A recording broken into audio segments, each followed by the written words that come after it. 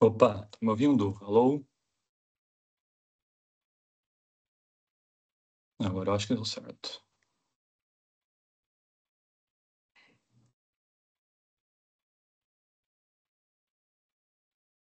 Pois bem, boa tarde, galera. Já peço desculpas aí. Acabei que eu entrei num link errado aqui, fiquei uns 40 minutos falando, dando aula. Comecei até a ficar triste porque ninguém tava me vendo. Falei, Jesus do céu. Pessoal, eu realmente não sei dar aula. Mas enfim, peço desculpas aí se eu fiz vocês esperarem. Eu realmente foi um erro.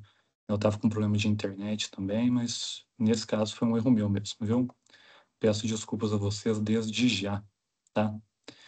Eu vou iniciar a aula aqui. Vocês estão conseguindo ouvir bem minha voz? Está tendo alguma coisa? Se puder escrever no chat aí, eu agradeço. Vou estar entrando aqui e vou começar a transferir a tela para vocês na minha apresentação.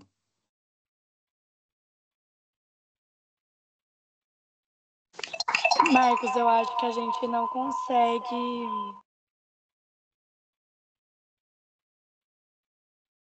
A gente não consegue acessar o site, ou o chat, quer dizer. Não Eu, consegue? pelo menos, não consigo. Nas outras monitorias também. Não. Aí eu acho que a gente só consegue falar com vocês pelo microfone. Nossa. Peraí. Aparece alguma coisa Aqui aqui no comigo. chat que é só para as pessoas que estão autorizadas, alguma coisa assim. Eu vou mandar uma Aqui pra, mensagem aqui, tá bom? Aí eu vou ver se dá para resolver isso aqui, tá? aqui para mim também não dá a opção de chat, somente o microfone. E eu Beleza. estou ouvindo todos perfeitamente. Ok, perfeito, então. Eu vou falar com o cara aqui para ver se a gente consegue liberar o chat para vocês, né? Porque tem gente que não curte muito falar no microfone, acaba que pode prejudicar. Nas outras monitorias que eu participei também não teve chat, somente não teve chat, só microfone, tá? Nossa, microfone, tudo bem então. Beleza. Bom, se vocês tiverem alguma dúvida, eu não quiser falar, né? Eu sei que tem vergonha. Pode me mandar no meu privado mesmo, que assim que a aula acabar, não vou conseguir responder agora, né? Assim que a aula acabar, eu respondo todo mundo, pode ser? No normal, deixa eu entrar aqui, dentro da reunião com o meu computador. Eu consigo transmitir para vocês.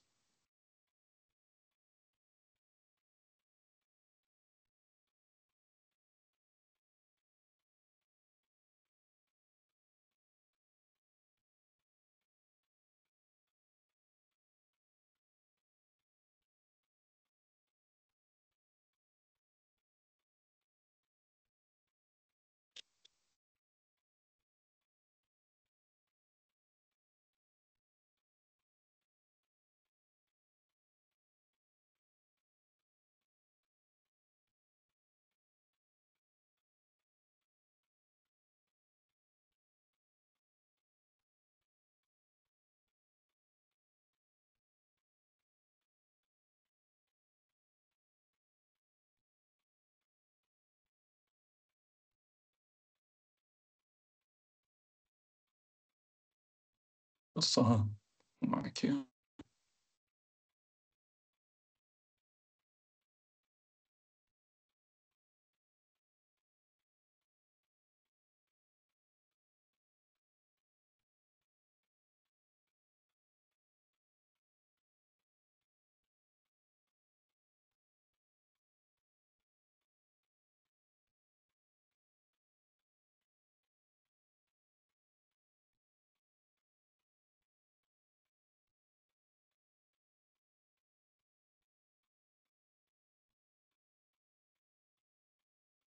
Um minutinho. Aqui, consegui.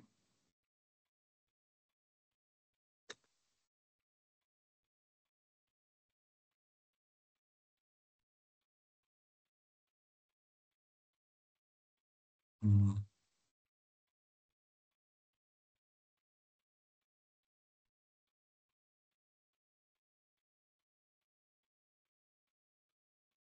Vocês estão conseguindo ver a apresentação? Sim. Beleza, perfeito. Bom, vou iniciar aqui me apresentando melhor, né? Meu nome é Marcos Vinícius, eu sou aluno do 2º ano de Direito, no 3º período. Estudo durante a noite, tá bom? Hoje eu vou fazer uma revisão bem geral com vocês sobre a introdução ao estudo do direito, né? No caso, para vocês, a teoria geral do direito, tudo bem? Eu vou passar bem conceitualmente entre o conceito do direito, vou passar pelos códigos, né? Eu vou dar uma revisada ali por cima com vocês no até o período, o código grego-romano, né? Que, se eu não me engano, foi até onde o Tiago mandou que vocês pararam. E vou fazer essa revisão aqui com vocês, dar algumas dicas para a prova, tá bom? Porque agora o modelo de prova é até diferente mesmo para mim, tudo bem? Então vou dar uma dica geral para vocês saírem bem nessa prova aí e conseguir uma nota bem bacana. Eu, junto com o Francisco, né, o Francisco Apolinário, que vocês vão conhecer amanhã, se vocês entrarem na aula dele, nós dois somos os monitores da teoria geral do direito. Tudo bem? Qualquer um de nós, vezes que você for falar ou for conversar, a gente consegue tirar sua dúvida, tá bom? A gente está aqui. Pois bem, vamos iniciar. Galera, primeiramente, vamos ao que é o direito. O direito é um conjunto de normas para a aplicação da justiça e a minimização de conflitos em uma sociedade. Alguém quer falar alguma coisa?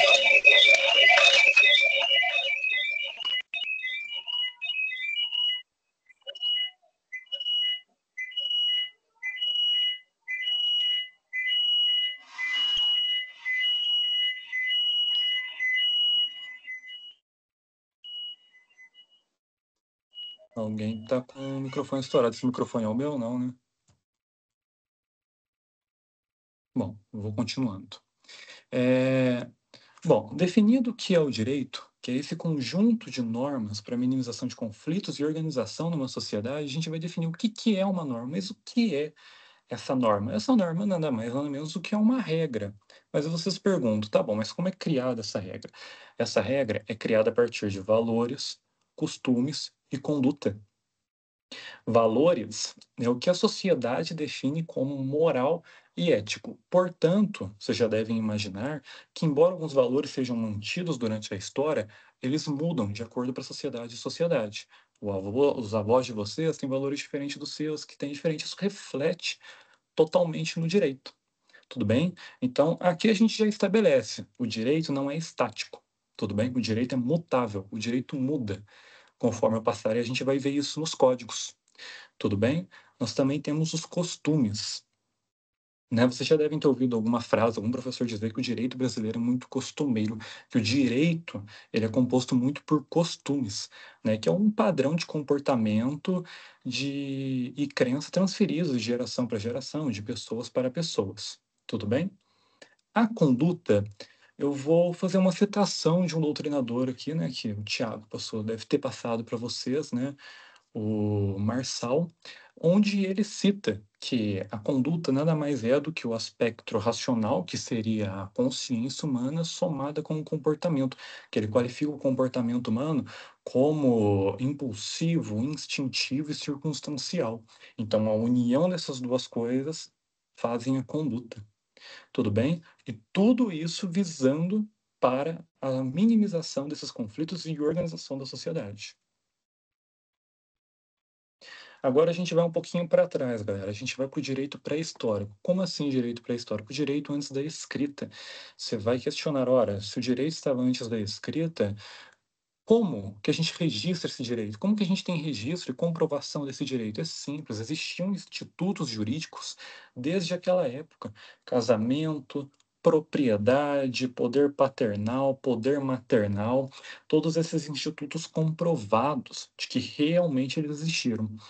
Como você já deve imaginar, eles são todos baseados em costumes e são muito numerosos, né, devido a vários povos que existiam naquela época. E são, consequentemente, impregnados muito por religiosidade. Inclusive, vocês vão ver esse padrão nos slides mais à frente, né, do Código de Hammurabi, o Código de Manu, eles têm uma empregação muito grande de alguns sistemas religiosos, uns mais que outros, como no Código Hebraico. Tudo bem? Vamos primeiro para o Código de Hammurabi, tá? O Código de Hammurabi, ele é muito conhecido, né? Acredito que todo mundo conhece ele. Ele tem um conceito forte, principalmente externo, que as mulheres naquela época, né, praticavam o comércio varejista. Grande parte delas estavam no comércio varejista, eram mulheres. Então você tinha mulheres que trabalhavam nessa época. Você tinha uma divisão social, algo um pouco parecido com as castas do Código Manu, as castas da Índia, se você, né, para quem já ouviu falar. Só que é um pouco menos severo. Nós temos homens livres, que têm todos os direitos dos cidadãos, nós temos a camada intermediária, que são funcionários públicos em geral, e nós temos os escravos. Os escravos são a minoria, não possuem direitos, enfim, não tem direito a nada. O Código de Hammurabi foi criado pelo rei da Babilônia, que nasceu em 1792, foi até 1750 a.C. Ele era um hábil administrador, expandiu a aliança, duplicou seu território. Essa parte em si eu optei por não entrar tanto, porque eu acho que tem conceitos mais importantes aqui dentro dos slides, como, por exemplo, esse que a gente vai ver, as razões e pontos do código. Tudo bem? O Código de Hammurabi, ele é conhecido por ele ser um código sancionador penalíssimo extremamente grave. Ou seja, a punição para os crimes era muito alta. Entendem? Contanto que eles utilizam a pena de talião, que é o famoso ditado, né? Olho por olho, dente por dente. Tudo bem? Aqui algumas penas, vou exemplificar para vocês. Roubo e receptação. Pena para ladrão e receptor. Era considerado pena de morte. Tudo bem? Pena de morte por muitas vezes e cortava a mão também, tá bom? Ou cortava a mão ou pena de morte em alguns casos. Falso testemunho pode levar à pena de morte. Só que no caso de pena de morte, era em casos de morte. Ou seja, vamos supor que alguém morreu, você é testemunha, ok? Você faz um falso testemunho. Você mente ali na hora. Se descoberta essa mentira, se descoberta que você fez um falso testemunho num caso de morte, a pena era de morte. Tudo bem? Em caso de estupro, aqui é simples, pena de morte por agressor. Tudo bem? Em caso de estupro, a pena é de morte por agressor instantaneamente. Adultério, apenas a mulher era punida.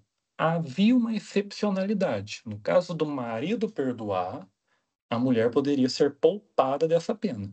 Tudo bem? Só que você já deve imaginar que isso quase nunca acontecia.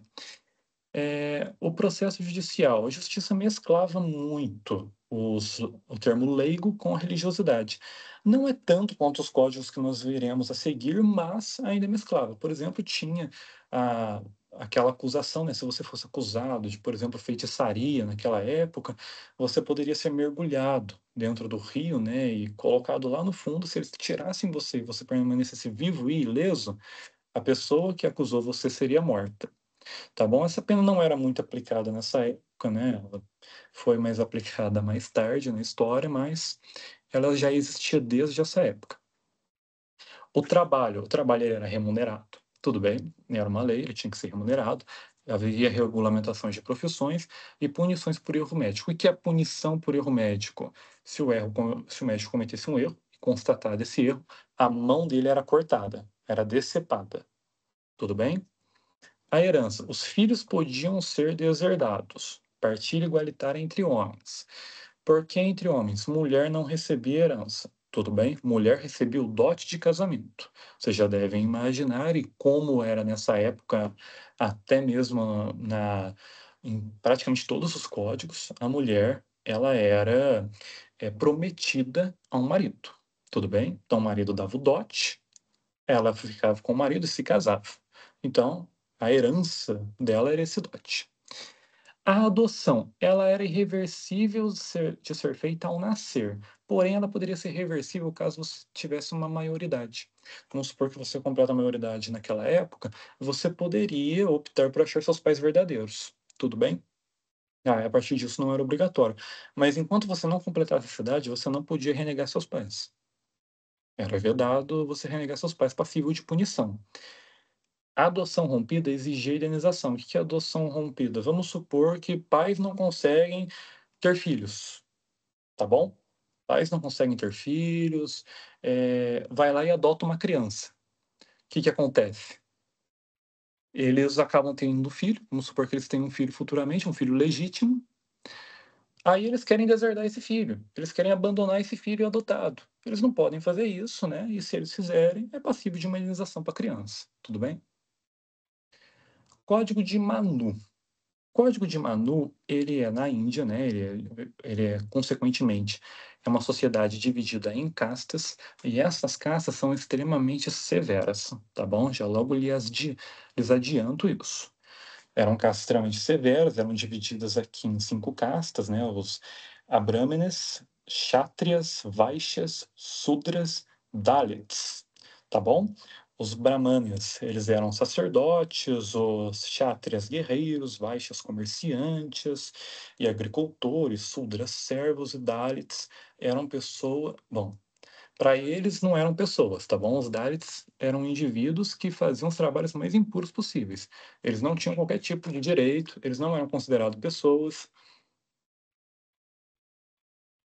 Então, eles faziam os trabalhos mais impuros. O que são os trabalhos mais impuros? Limpeza de resto de corpo, limpeza de extratos, né? Restos humanos, enfim.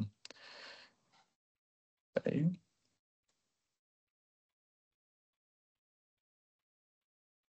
Principais pontos do Código de Manu. Testemunhas. Nesse caso, vocês lembram que eu falei que o falso testemunho no Código de Hammurabi, ele era passível de punição caso você mentisse? Aqui, se você ficar em silêncio, também é falso testemunho. E você será punido. Então, até mesmo o silêncio pode ser considerado como um falso testemunho. O casamento, muitas crianças eram prometidas. Tudo bem? Ou seja, assim, desde o nascimento, se identificasse que era mulher, as mulheres poderiam ser prometidas, tanto mulheres quanto homens, prometidas um para o outro. Vale salientar que no Código de Manu não pode existir casamentos entre diferentes castas. Então, se você nasceu um Kshatriya, você não pode casar com alguém que é Vaishya, entendeu? Você fica na sua casta, você se casa com pessoas da sua casta até sua morte, tá bom? Você nasce na mesma casta, morre na mesma casta. Não há mudança. Tudo bem? Por isso que ele é tão severo. Mulheres são subordinadas aos homens. Vocês vão notar isso porque o que acontece? A mulher ela é subordinada ao pai quando ela nasce, ou seja, ela fica na guarda do pai quando ela é criança, quando ela se casa, ela fica na guarda do marido e ao envelhecer ela fica na guarda do filho. A mulher ela não pode ter vontade própria, tudo bem? Ela sempre vai ficar na guarda de alguém. Tudo bem? Divórcio. Divórcio é permitido apenas se a mulher for infértil, tá bom? Infértil e no caso dela se conceder filhas mulheres. Por quê? Porque isso era considerado defeituoso, tá bom? Mulheres que só tinham um não conseguiam ter filhos ou só tinham filhas mulheres eram consideradas defeituosas, portanto, poderiam sofrer o divórcio. Tudo bem? E bom, você já deve imaginar que nessa época, quando uma mulher sofria divórcio, ela não conseguia se casar novamente. Tudo bem? Ela era vista quase como uma megera pela sociedade. Os juros, regulamentação de forma diferente para cada casta, ou seja, cada casta tinha um juro diferente, né? O juro seria aquela porcentagem a mais que você paga em determinados tipos de imposto, então cada casta tinha uma diferença dessa. Obviamente, quanto menor a casta, maior os juros cobrados por produtos lá.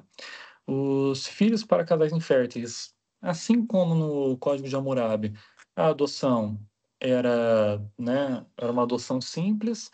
A solução familiar aqui que é diferente, vou explicar para vocês.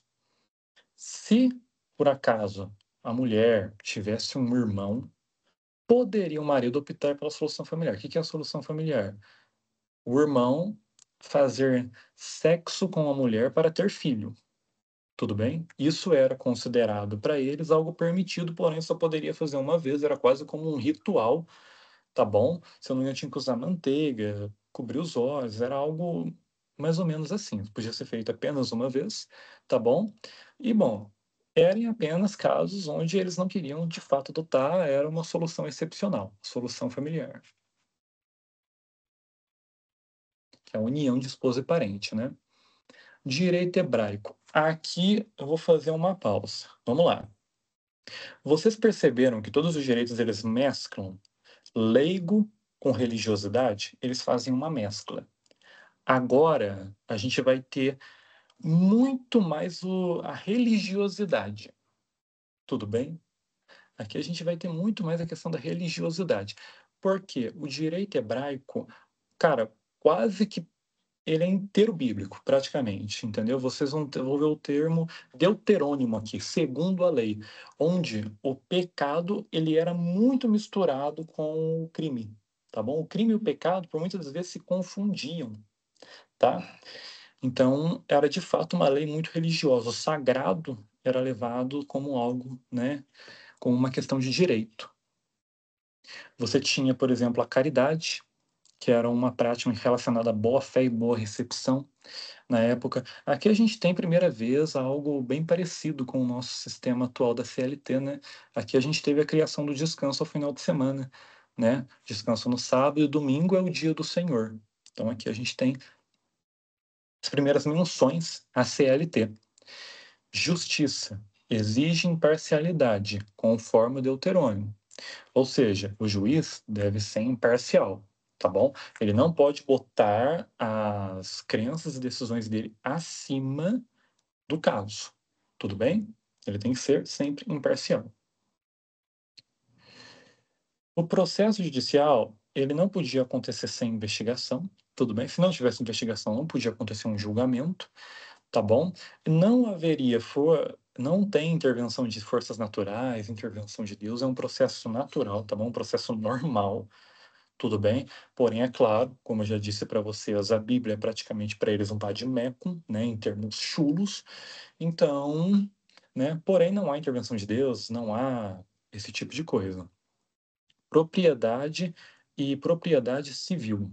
Aqui nós temos primeira vez caminhando os direitos de propriedade mais complexos, né? Respeito à propriedade alheia, função social da propriedade, tá bom? Nós temos também leis familiares e punições. Aqui também tem uma pequena mudança, o adultério, pena de morte para ambos os envolvidos.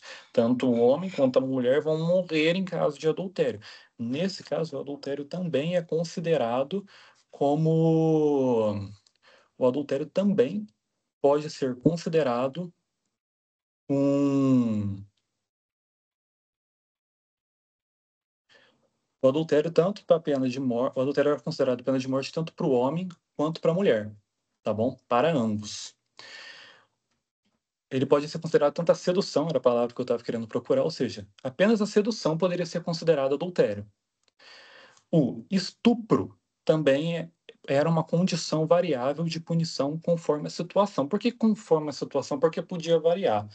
Né? Agora, talvez alguns possam ficar meio bravos com isso. No caso de estupro, vocês percebem que nos códigos anteriores o agressor era punido com a morte, aqui muda um pouco. Ele é punido com a morte, porém, em salvos casos, tá bom? Em alguns casos específicos, ele pode ser tirado dessa pena. Como? Dando dotes ao pai da mulher, tudo bem? E casando-se com a vítima. Ou seja, se ele estuprasse uma mulher e casasse com ela, desse dote ao pai dela e fosse aceito, ele poderia se casar com a mulher e a punição de morte era anulada.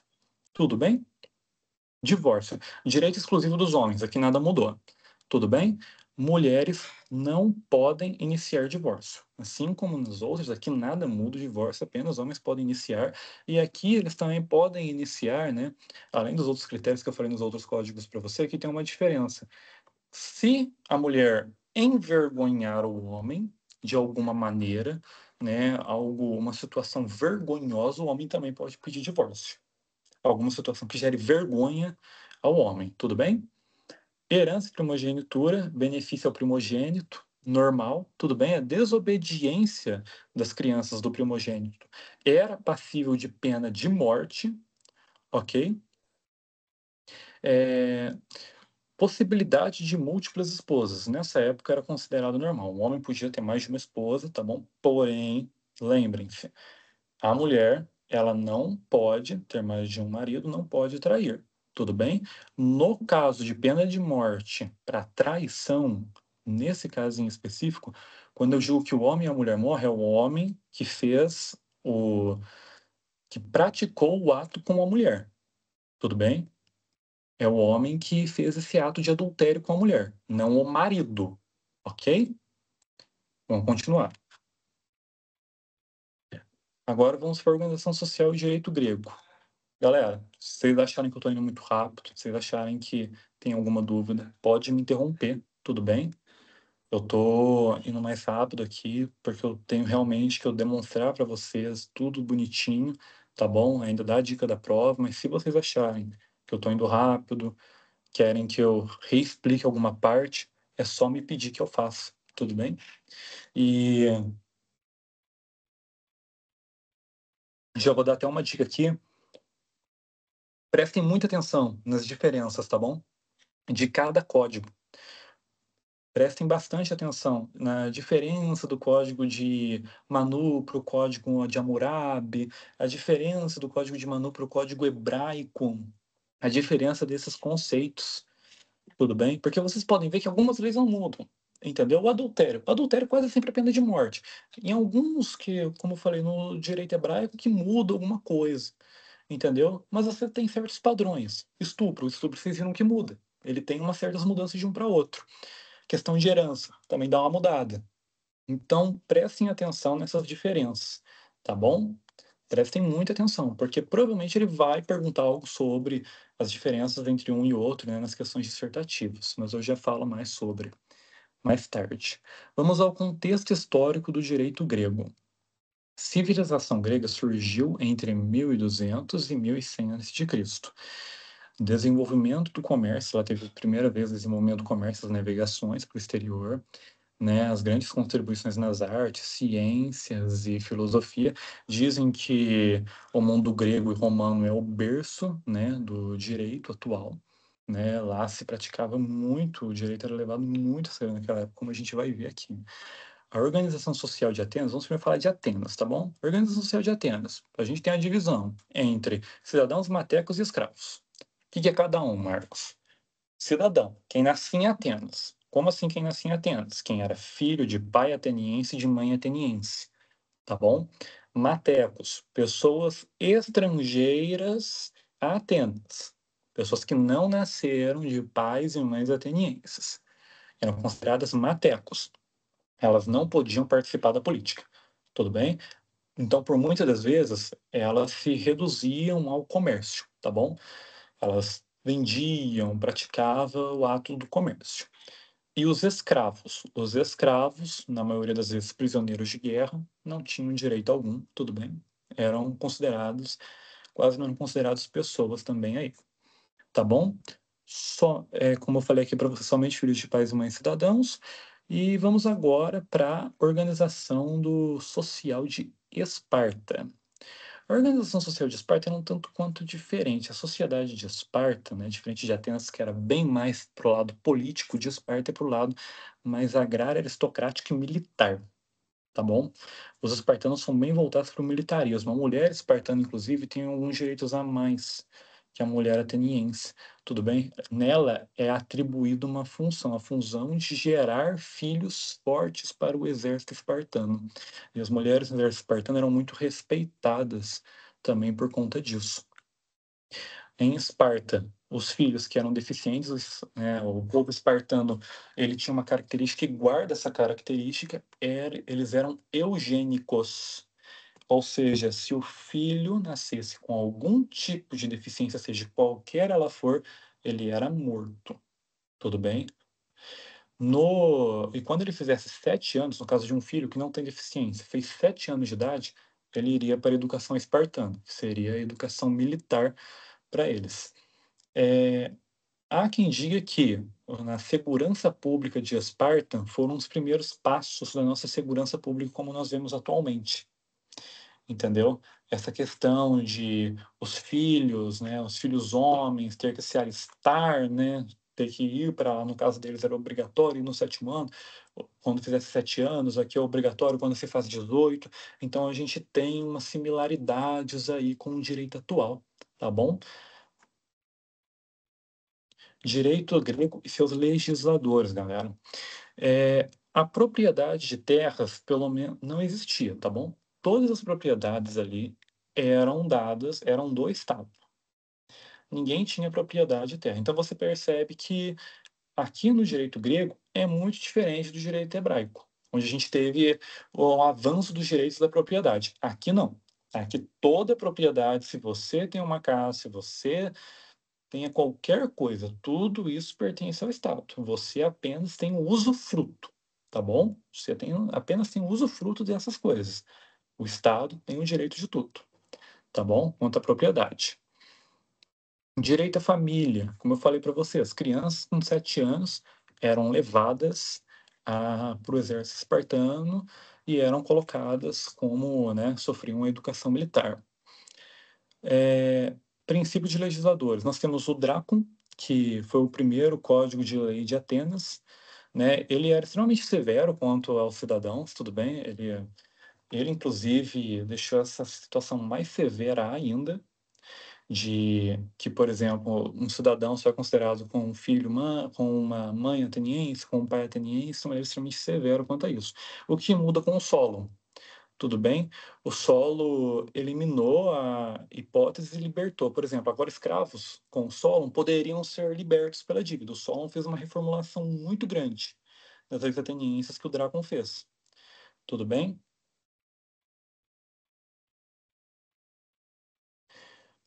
Vamos para o direito romano agora. Contexto e organização do direito romano, e aqui eu vou começar a falar a palavra pretor. Quando eu falo pretor, é juiz. O direito romano, o juiz é chamado de pretor, ok?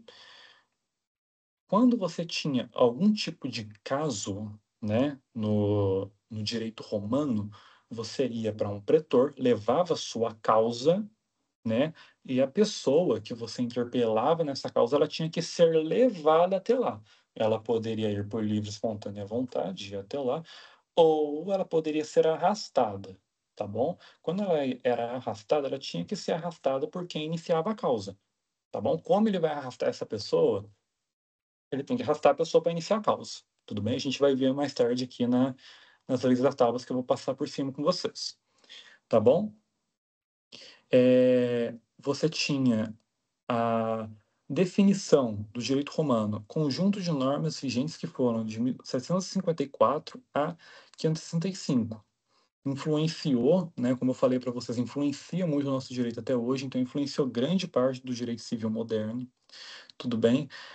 Nós temos características do direito romano: proteção de indivíduo, autonomia de família e poder pater familiar. Poder pater, pater é o pai, tá bom? Pater, poder paterno. Lembra que bem lá atrás eu falei para vocês que alguns valores na sociedade sempre se mantinham, alguns costumes e valores sempre se mantinham desde antes da escrita? Aqui está um exemplo: poder pater, tá bom? O poder paterno, ok? Valorização da palavra empenhada, tá bom? Fontes do direito romano. O costume, prática retirada se torna regra. Aqui nós temos, primeiramente, a primeira vez, a definição do que é um costume, nós temos em Roma. A deliberação obrigatória com força jurídica, ou seja, que nem eu falei para vocês, as pessoas, elas eram obrigadas, né, elas tinham que arrastar uma outra. Se você fosse testemunha, você era obrigado a ir para lá. Se você não fosse obrigado, aí nesse caso o próprio pretor, junto com o guardas, iria te buscar, né?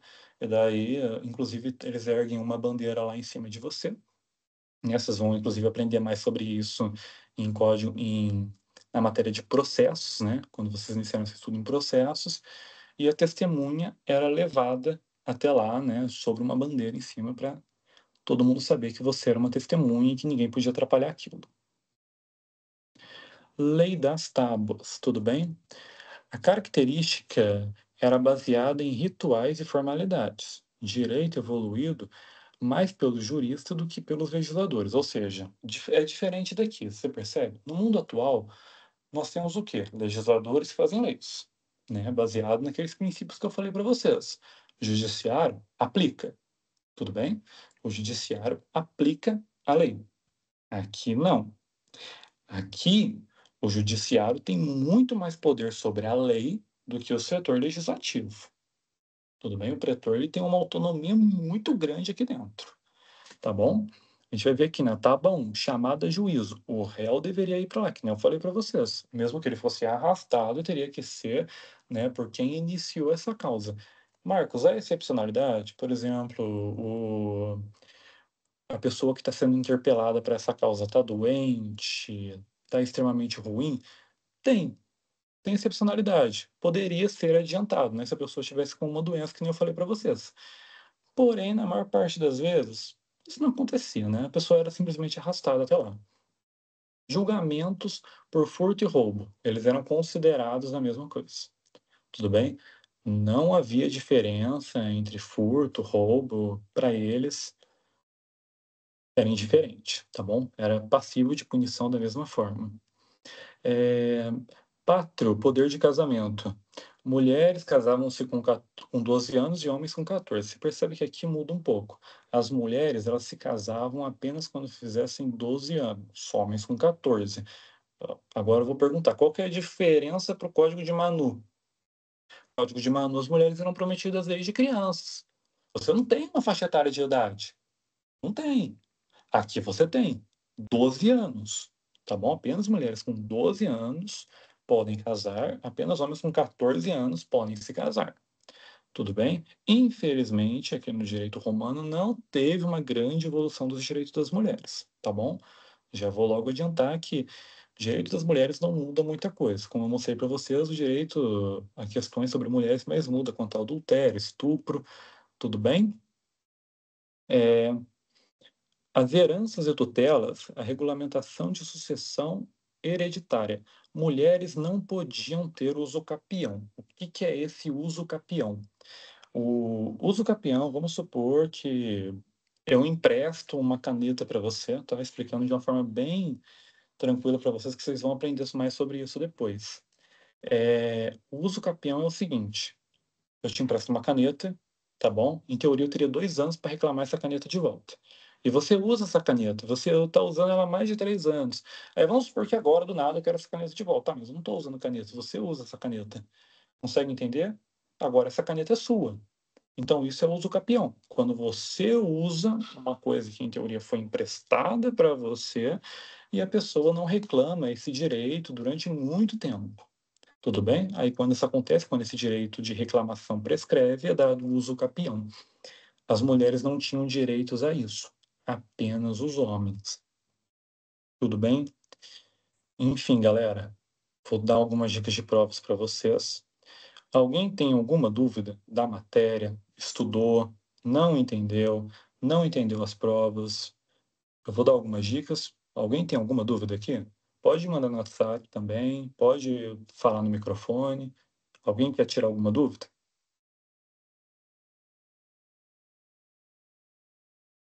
Bom, então eu vou prosseguir para as dicas, tá bom?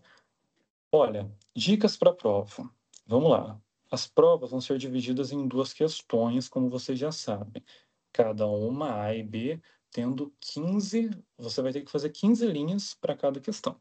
Pelo menos foi isso que foi me passado. Galera, lembre-se, as questões, as diferenças entre um código e outro. Peraí, alguém mandou uma dúvida aqui para mim? Vou só olhar aqui, tá bom, gente? Peço paciência um minutinho.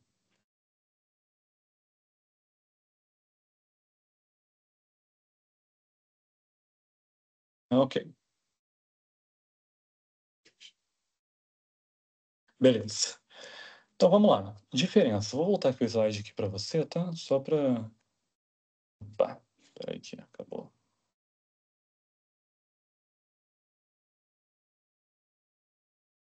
Vou voltar o slide aqui para você. Direito pré-histórico. Vamos primeiro lá desde o princípio. Qual que é a diferença daqui? Bom, não tem muito o que dizer. Costumes. Tudo bem? Em grande parte o direito ele não era geral, como nós vemos as outras vezes, ele era costumeiro. Era um direito baseado a casamento, propriedade, era um instituto bem pré-histórico, bem pré mesmo, tá bom? Vamos lá. Código de Hammurabi. Qual que é a maior diferença que nós temos aqui? Nós temos para o Código de Ramu a divisão social, o Manu, a divisão social A diferença entre esses dois é muito grande, porque o Código de Manu, já falei para vocês, a diferença de casta é muito alta. Você nasce e morre na mesma casta. É muito severo. Você não pode casar com alguém que é de uma casta menor. Aqui, por exemplo, você percebe, uma pessoa, um homem livre, pode se casar com alguém que, por exemplo, é de uma camada inferior, né? Pode, isso pode acontecer. Agora, no Código de Manu, não. Lá, como eu vou mostrar para vocês, não pode ter esse tipo de coisa. Tá bom? Você nasce e morre numa casta, você casa com alguém na mesma casta. Tudo bem? Aqui, a maior diferença que eu vou demonstrar a vocês, tá bom? As sanções penais, muitas das vezes, são parecidas. Na maior parte das vezes, gente, é pena de morte, tá? Pena de morte ou você vira um escravo. Uma das duas opções. Ou você vai morrer ou você vai virar escravo. No Código de Hammurabi, em específico, pena de morte, pena de talião, olho por olho, dente por dente, né? É bem explícito isso. Ele é bem conhecido por isso. Então, ou seja, roubo e recepção, pena para o ladrão receptor. Aqui você percebe que há uma semelhança com o direito romano. Qual que é a diferença daqui? O estupro, pena de morte ao agressor. Você percebe que o estupro no Código de Manu é diferente, que no Código de o, o Código Hebraico também é diferente. No Código Hebraico, o, o agressor pode escapar da pena. No Código de Manu, morte também. No Código de Hammurabi, morte também. Tá bom? Adultério, apenas mulher era punida. Excepcionalmente, o marido podia perdoar. Isso daí no Código de Manu você vê que é muito diferente. O homem e a mulher que praticavam adultério eram penalizados com morte, tá bom? O marido poderia ter mais de uma esposa, tá? O marido pode ter mais de uma esposa no Código de Manu. Aqui não há nenhuma citação disso, tá bom? Você pode ter uma esposa apenas.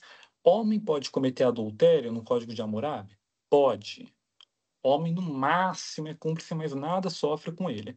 Mulher, pena de morte. Manu, no Código de Manu, mulher e homem que praticam adultério, pena de morte. Tá bom? Na herança. A herança você tem algo um pouco diferente aqui. Os filhos podem ser deserdados. Tá bom? E aqui você vê que não há nenhuma diferença muito grande dos outros. A diferença é a seguinte: o filho não é passivo de punição, diferente do Código Hebraico, onde você pode, se seu filho for desobediente, colocar a punição dele ser apedrejado. Aqui isso não acontece. Tudo bem? A adoção. A adoção, ela é bem similar nas outras, porém o Código de Hammurabi é o único código que realmente coloca sanções para caso os pais queiram deixar a criança de lado, né? Para caso a adoção seja rompida, né? A criança pode exigir a indenização desses pais. O Código de Hammurabi é o mais completo sobre isso. Código de Manu, como eu disse, maior diferença, sociedade de castas. Aqui, como você vai ver, divórcio. Aqui é permitido o divórcio, tá bom? No Código de Hammurabi, é vedado o divórcio. Código de Manu, permitido o divórcio. Quando? Apenas se a mulher fosse infértil ou só tivesse filhas. Isso era considerado defeituoso. No Código Hebraico, também, porém, com uma diferença. O homem também podia se divorciar da mulher se ela gerasse uma grande vergonha para ele. Tudo bem? No adultério, pena de morte, até mesmo para sedução, sem consumação. Tá bom? Pena de morte até mesmo quando era feita a sedução. Juros, regulamentado em cada casta. Essa é a maior diferença. Cada casta pagava um juros diferente, tá bom?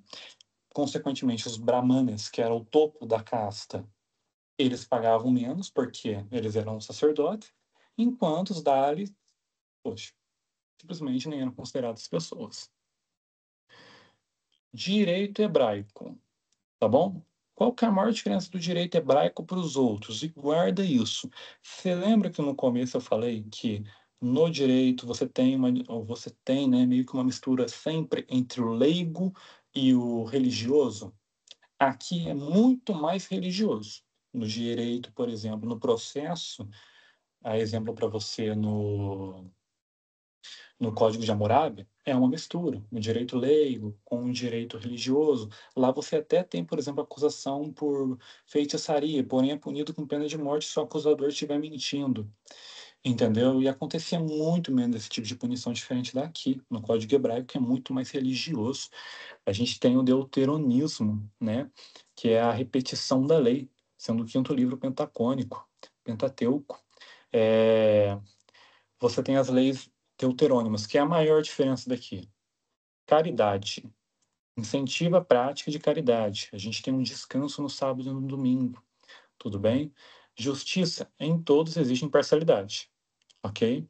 Não é uma diferença. Testemunha. Exige mais de uma testemunha. Isso inovou no direito hebraico. Agora, você não pode ter só uma testemunha. Você tem que ter mais. Tá bom? Se você quer dar procedência no seu caso, você tem que ter mais testemunha, a sua causa. Processo judicial. Se não havia investigação, não havia processo. Tudo bem? Esse aqui é o mais completo que tem em questão de processo judicial. Não pode iniciar processo em investigação, não há intervenção de força natural ou Deus. Processo, como todos, imparcial. Tudo bem? Propriedade. Aqui, você percebe que aqui é muito diferente do direito grego e romano? A propriedade aqui é um direito. Você tem direito à propriedade. Você tem direito à sua propriedade civil. No direito grego, você não tem isso. No direito grego, o lugar onde você mora, sua propriedade pertence ao Estado. Você é apenas usufruto. Aqui não. Aqui a propriedade é sua. Se quiser vender, você vende. Entendeu? Adultério. Pena de morte em ambos os envolvidos. Tudo bem? Lembre-se da diferença. Código de Hammurabi. Pena de morte para a mulher. Código de Manu. Pena de morte para a mulher, né, o Hammurabi. Salvo em exceção, se houvesse o perdão do marido. No Manu, aqui, vou mostrar para você. No Manu, pena de morte até mesmo para sedução, mesmo que não seja por consumação, já que a pena de morte é para os dois, tá bom? Possibilidade múltipla de esposa, aqui você pode ter várias esposas, tá bom? Herança primogênita, lembra que eu falei para você sobre a desobediência do filho? Pode ser passivo de punição, inclusive punição à morte, é apedrejamento. Divórcio, não muda muita coisa, exclusivo do homem. O estupro é o que mais muda, tá bom? Estupro no Código de Hammurabi, morte. Estupro no Código de Manu, morte. Estupro no Código Hebraico, morte. Porém, se o marido casar-se com a esposa, dar os dotes ao pai, né, que seria uma espécie de indenização, e fosse aceito, ele poderia se casar com a esposa, a pena de morte era anulada, tá bom? Direito grego. No direito grego, a gente também, né, tem essa diferença aqui de classes, né, que você tem os cidadãos, metecos e os escravos, tá bom? Lembre-se, isso aqui é importante. Os cidadãos são pessoas nascidas de pais gregos, pais atenienses e mães atenienses. Metecos, pessoas estrangeiras de Atenas, tá bom? Isso era bem severo na época do Drácula, beleza? Na época do Solon, isso aí mudou bastante, tá? Isso aí amenizou um pouco, contanto que os escravos poderiam pagar suas dívidas. A organização social de Esparta era muito diferente. Qual que é a diferença do direito grego e espartano para os demais? Eugenia. Criança nasceu com deficiência, morria, era morte. 7 anos, tinha que se alistar no meio militarismo e sofrer a educação militar de Esparta. Tudo bem? Não havia opção, era obrigatório. Como eu disse, o Estado tinha toda a sua propriedade sem direito de propriedade. Tá bom? Direito romano, pretoriano. Aqui a gente tem uma organização maior, a gente tem um sistema legislativo, sistema judiciário, tá bom? A gente tem uma diferenciação.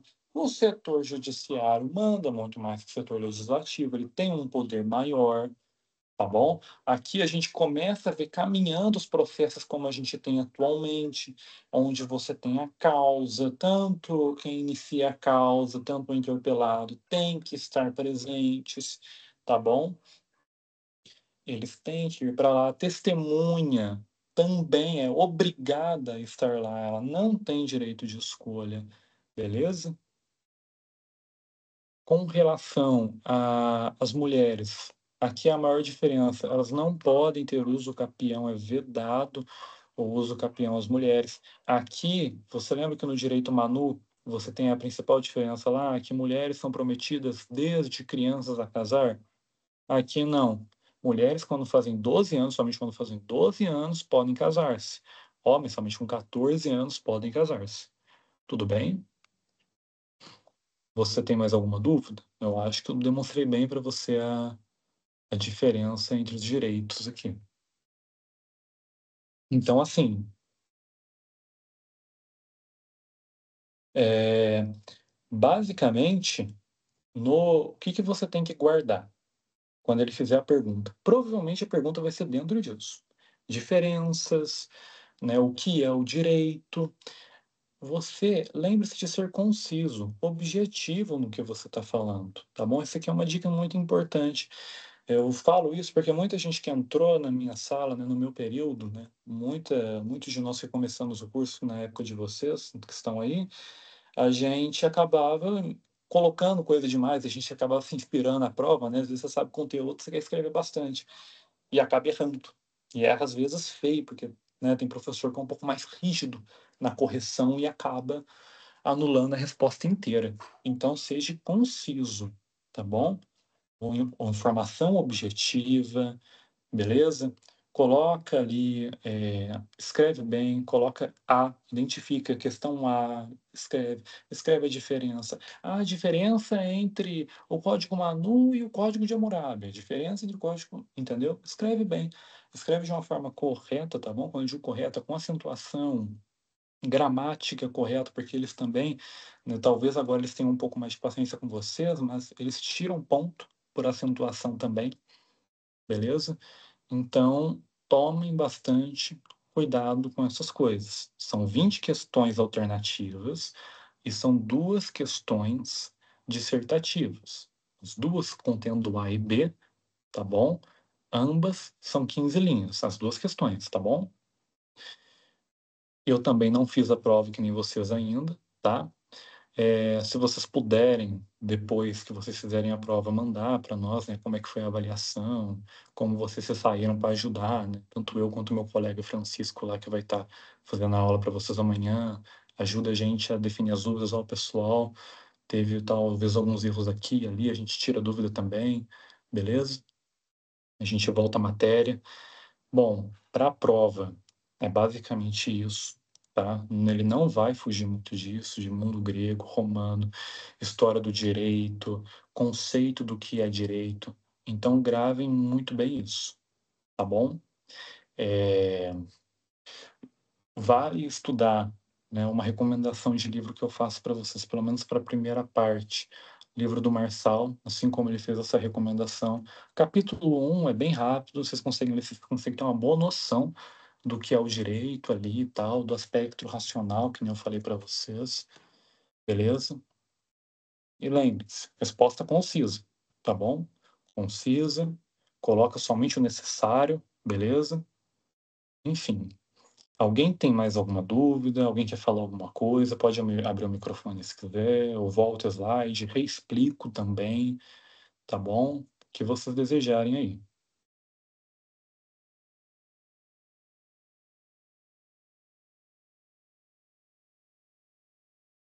Podem mandar no meu WhatsApp também.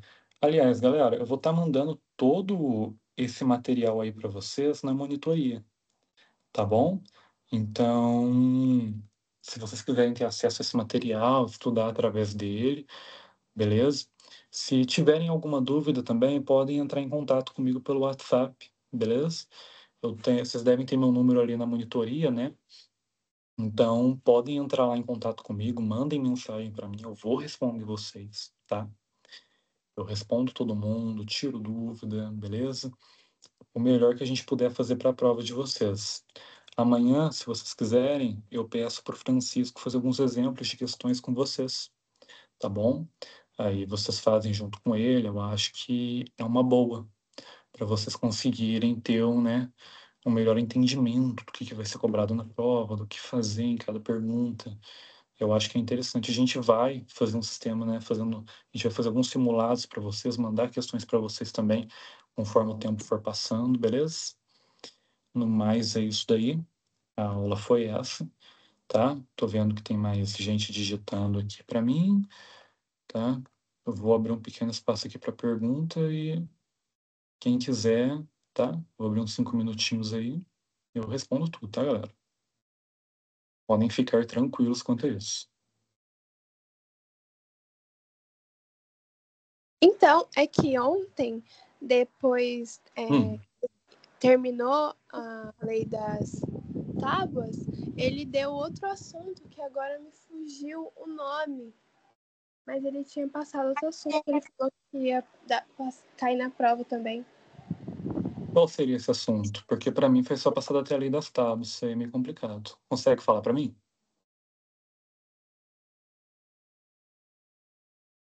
Ontem ele terminou a lei das tábuas com a gente também, aí ele começou a explicar sobre epistemologia jurídica, alguma coisa desse tipo.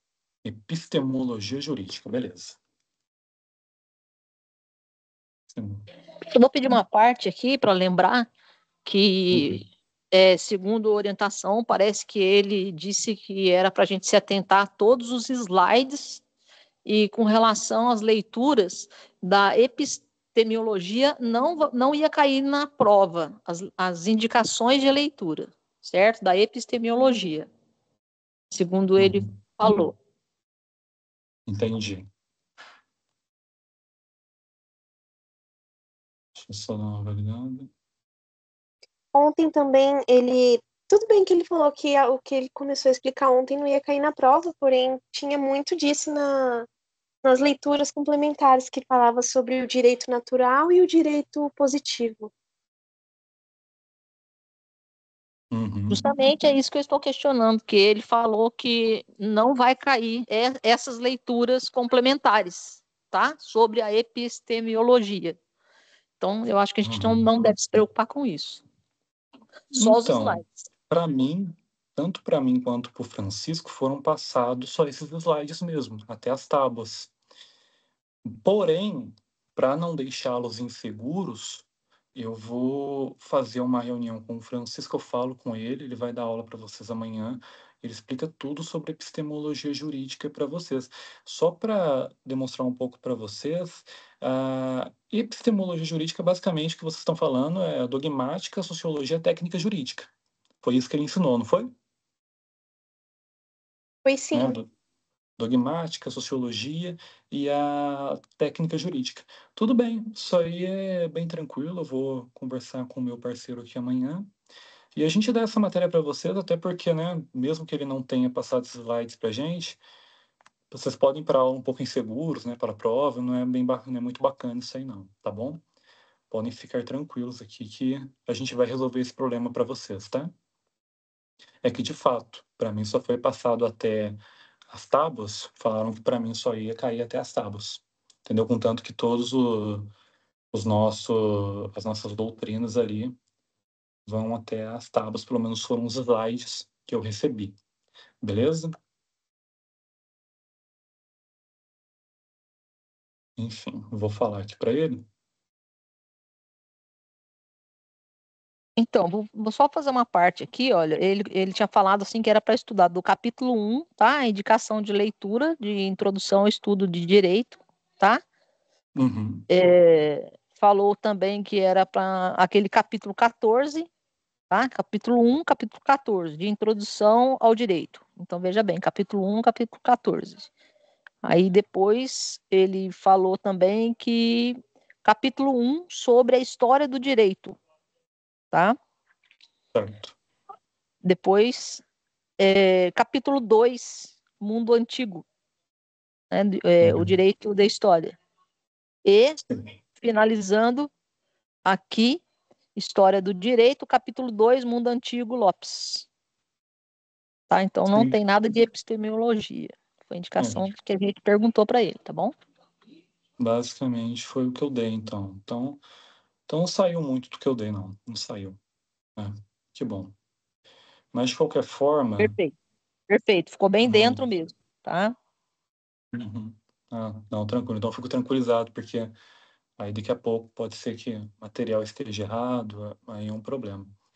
Mas que bom que eu expliquei dentro do conteúdo. Deu para vocês entenderem certinho? Vocês conseguiram pegar o conteúdo?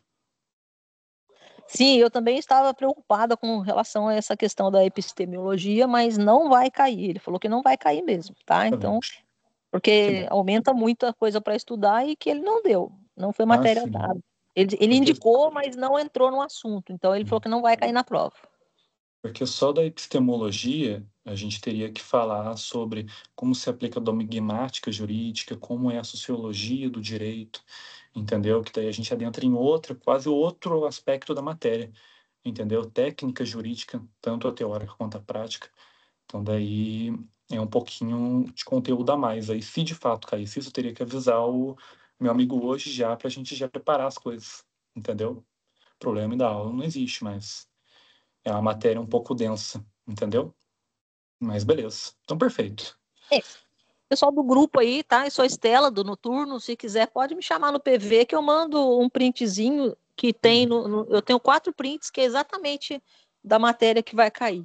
Se quiser, pode me chamar que eu mando, tá bom? Então, perfeito. Obrigado, viu, Céu? Muito obrigado. Fechou, então, galera. É essa aula aí que eu tinha que dar para vocês, beleza? Basicamente, eu dei tudo que me foi passado até o Lotus, né, que foi o sistema jurídico romano. Se vocês tiverem qualquer dúvida, podem mandar mensagem no meu PV.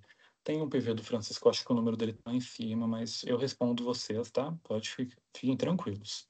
Deu para entender a matéria? Alguém não conseguiu entender alguma coisa? Eu volto e explico de novo. Não, acho que tá bem explicadinho. Tá bem certinho.